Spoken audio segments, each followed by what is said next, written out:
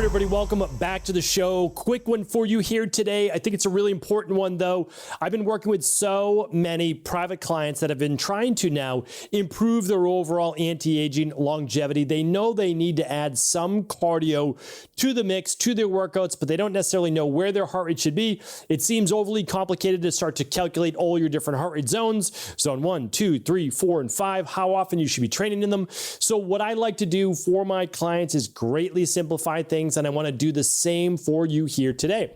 So what I want to go over is simply put, just do a recap on zones 1 through 5, tell you what the most important one to be in most of the time when you're training is, and then share with you how to easily calculate the zone that you should be in and on your heart rate. So when we look at measuring your heart rate, you can do it with an Apple Watch, you can use it with a Polar heart rate strap monitor, you can use it holding on to a treadmill, whatever it might be. Just keep in mind that the further you move away from using a chest strap monitor, the less accurate it is, and the least accurate are holding onto a bike or holding onto a treadmill, which are not all that accurate. The Apple Watch, definitely accurate. The Coros watch, definitely accurate. Garmin watch, absolutely accurate. But sometimes if you're moving really fast, like sprinting, they take a while to catch up. So just kind of keep that in mind. Unless you're using a chest strap, you may not always know, but I'm going to share with you again what that also feels like when you are maybe doing a sprint. All right, so let's dive right into it. There are 5 main zones. We'll go over the different zones, but zone 1 is basically 50 to 60% of your maximum heart rate. Now we'll talk about how to calculate that in a moment. But again, as I said, I'm just going to greatly simplify this for everybody. And zone 1 is literally just moving in life. It is going for a walk. It's doing a warm up. It is just being an active human. That's zone 1. So it's pretty simple, right? Zone 2, though, believe it or not, a lot of magic starts to happen here. So zone 2 is a very sustainable heart rate. I'll talk about details in just a moment, but that's between 60 to 70% of your max. So 60 to 70%. Think of like 2/3 of your max heart rate. That's not too bad. And the great thing is this can be achieved sitting in a hot sauna with most workouts, a brisk walk, or some actual cardio, and we'll talk about that again in just a moment. Zone 3 is 70 to 80%. This is more of an aerobic zone. We'll talk about if you ever really want to enter the zone or not. Zone 4 is 80 to 90%, so it's anaerobic threshold. Difference between aerobic and anaerobic, simply put, aerobic, you're working with oxygen. Anaerobic, oxygen is not enough of a fast enough fuel source now, so you're starting to work with a different type of energy system inside of the body. We won't go too deep on that today. Inside of those mitochondria, they need new energy and energy sources, so it looks towards a faster fuel source like glucose and fast glycolysis and other methods that we've chatted about on other podcasts. Don't want to get too deep down that rabbit hole here today. And then zone 5 is your all out. This is typically 30 seconds of all work, maybe 60 seconds. The most that I've seen research-wise is you can push zone 5 for kind of a younger trained athlete for maybe up to 90 seconds of work. So this is an all-out max sprint, and that's basically zone 5. That's 100%, 90 to 100% of your maximum heart rate. So I've shared these before. I'm going to link all the shows up. Again, if you like this, awesome. Like let's go back. Let's do a deeper dive on that. All of those shows are at stevencabral.com/3449. So one we talked about is the general indicator for how you track your heart rate. And that's typically your maximum heart rate. It's 220 minus your age. Right? So let's just say you're 50 years old. 220 minus your age would be what? 170. All right, so if you're 50 years old, your maximum heart rate, just general, again, like not saying you're trained or untrained, it's about 170. I'm going to make this much easier for you to figure out how do you calculate the different zones, but that's what it would be. If you're a 40, it would be 180, and you just kind of go up and down from there. The other one that we talked about before is your maximum aerobic fitness heart rate, and that's going to be 180 minus your age. So when you look at that, it's essentially just a little higher than zone 2 for most people. And that's why, again, I just think that we need to simplify it for most people because it ends up being like 133 or 137. You have to remember all these different numbers in your head, too much for most people, and also unnecessary.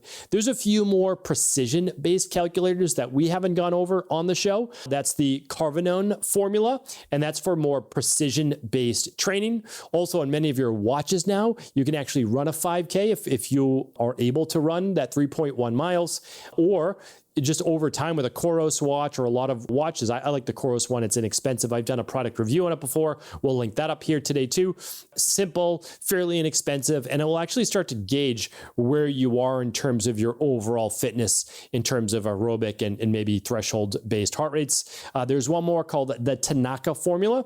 Maybe it's pronounced a little bit differently, but for older athletes, like if you are an athlete, you're past the age of, let's say, 45, 50 years old, this is a little bit more precise. But when I say more precise, it's like 3 to 7 beats per minute, right? So heart rates are beats per minute. If you're at rest, like I always like my clients to be under a 60 for heart rate overnight. So I like their heart rate to be maybe high 40s to high 50s. And so it's a 49 or it's a 57 beats per minute. So that's the beats per minute, BPM.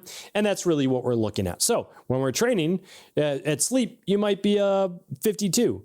But when you're training, you might have a heart rate all the way up to the 170 at peak heart rate. Okay, so let's go over this now. We're going to go over all the different benefits of each zone, and then I'll give you the heart rate in a simple 20-point range that's even, and you don't have to worry about it. You honestly don't. Unless you are looking to get super precise and working with a coach, probably never necessary to know that, right? Okay, so let's go over it. Zone 1 is your recovery or very light human activity, as I call it. You're just out for a regular walk. You're standing, you're walking around the house. You're doing a little bit of housework. Like you're just kind of moving about. That's it. You're in zone 1. Typically for most people, your heart rate's going to be in the 80s to maybe 90s. Like that's it for most people. It'll be under 100. If your heart rate is over 100 doing very light activity, then it could be a sign that you need to work on your aerobic based conditioning, that you're becoming deconditioned because everyday things are taxing your body. Now, there could be other reasons why. Electrolyte imbalances, inflammation. We're not going to go over those here today, but we're going to say that our goal, though, is to make life easier on your body. And that's really what a lot of aerobic and sprint-based training can do for you. All right, zone 2, this really is where the magic happens. I never really believed that, honestly, until the last few years, just going in depth and understanding how do we help people build the machine for great longevity. And it is zone 2. I always call it boring cardio. It is zone 2, basically steady state cardio. Believe it or not, that is where most people should be for most of their aerobic based training, especially until they become more advanced. And even when you become more advanced and you put in more miles, it's still mainly in zone 2, but a couple days a week for a tempo run, which we'll talk about in a second, or sprints is the only time you're outside of it, but those runs are not as long because they're faster, right? So like on Tuesdays are my sprint day. And so when I'm doing a sprinting day, I'm working up to high zone 4, zone 5. And again, I'll share that in just one second. Thursdays are more easy zone 2, but then in the middle, there's tempo. There's a little bit of faster running, but then it's zone 2. The other runs and the other cardio are all zone 2. When I'm in the sauna, it's high zone 1, low zone 2. So it's that zone 2, though, is really, people call it the fat burning zone. Sure, a greater percentage of fat is burned more in that zone. There's no doubt about it. Doesn't mean as many calories, but it does mean, yes, a greater percentage because of where your heart rate is. So your body's still able to oxidize fat very easily, where it's not once you get into the higher percentages. But don't let that fool you. You still burn body fat after the workout as well. So zone 2 is that magic spot that most people, if you don't know where to start, you start there. It's a safe zone to be in. Again, I can't give you medical advice, but it's a safe zone to be in.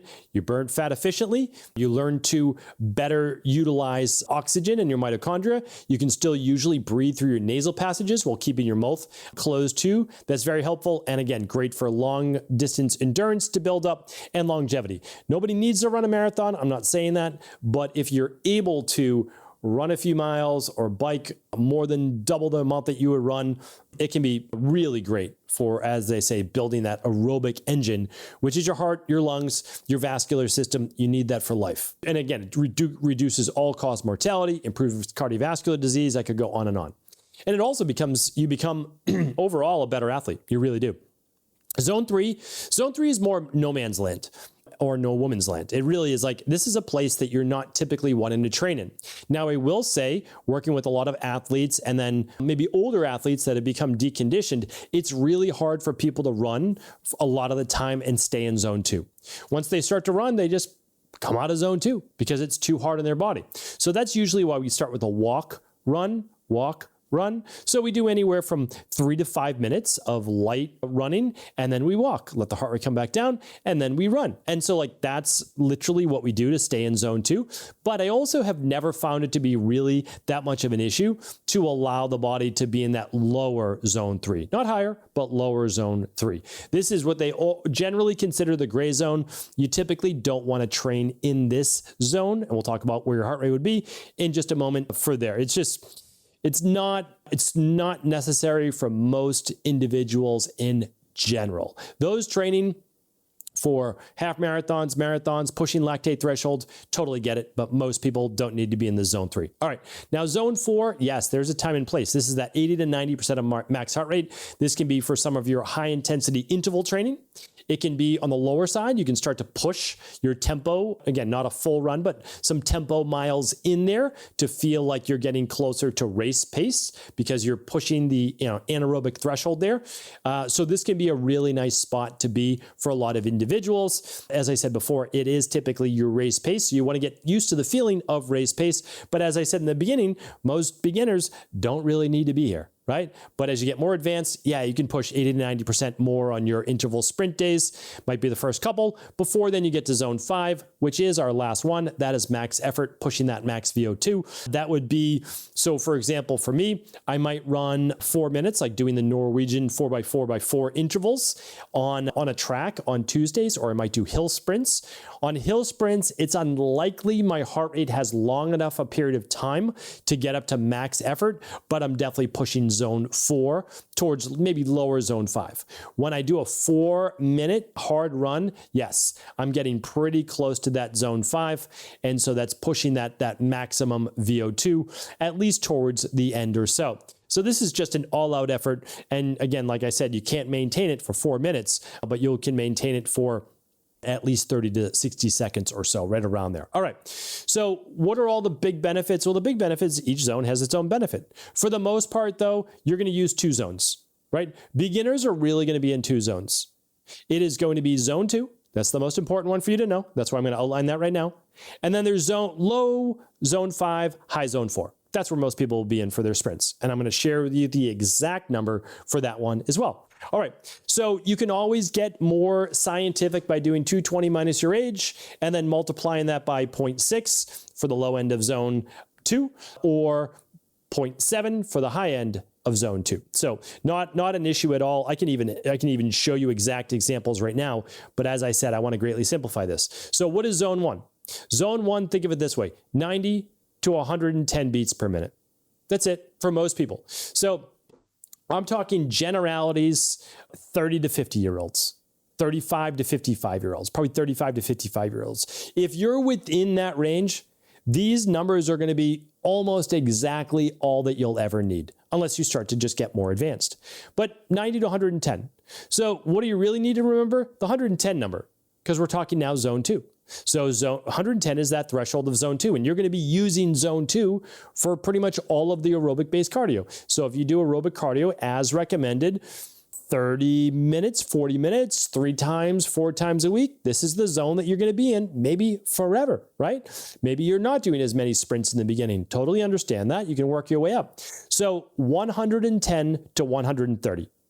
That I've done this with so many clients now. That is off by only about 10% or so for most people. So 110 to 130. Now, you might be 126, but if you feel yourself not being able to have a conversation, you're out of zone 2. Like you're pushing yourself too hard. If you have to start like really mouth breathing, you're way out of zone 2. So you want to be able to nasal breathe. You want to be able to have a chat with a person beside you, whether they're there or not. Rated perceived exertion is about a 6 to a 7 out of 10. Right? That's it. It's 110 to 130 for most people. Okay. Now I'm going to do this by 20 points. That's what I found. Zone 3, 130 to 150. Don't need to really memorize that one. Zone 4, 150 to 170. Again, don't really need to memorize that one. What you need to memorize is the 170 number. That is the upper threshold, safe threshold for most people training out there in their, we'll call it mid 30s to mid 50s. And if we want to get real technical, let's do it right now. Let's take a 45-year-old, okay? Let's do 220 minus 45. We've got an upper limit of 175, right? So we know that 170, pretty much perfect. Let's take it for a 55-year-old. 220 minus 55, we get 165. So again, right around that range, within that 3 to 5 points. And with zone 5, really the nice thing is you can only push yourself as hard as you can push yourself.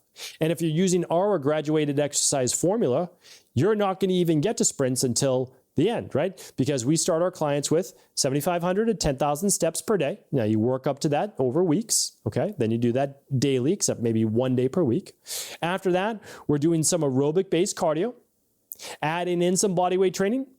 Then we're doing weight training, and then we're doing the high-intensity interval training.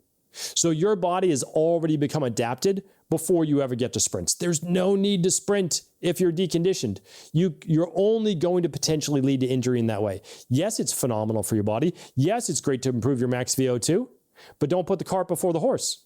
Start with walking, work your way up to aerobic cardio, which we're talking about zone 2, right? What were those numbers? 110 to 130 for most individuals. Again, we can just do the same math. If we do the 175, I said, for that 45-year-old, that's kind of in the middle of 20, 35, and 55, right? And we multiply that by 0.7, we're at about 124, 125. For that 35-year-old, that'd be what, 185 times 0.7? We're at that 126 or so.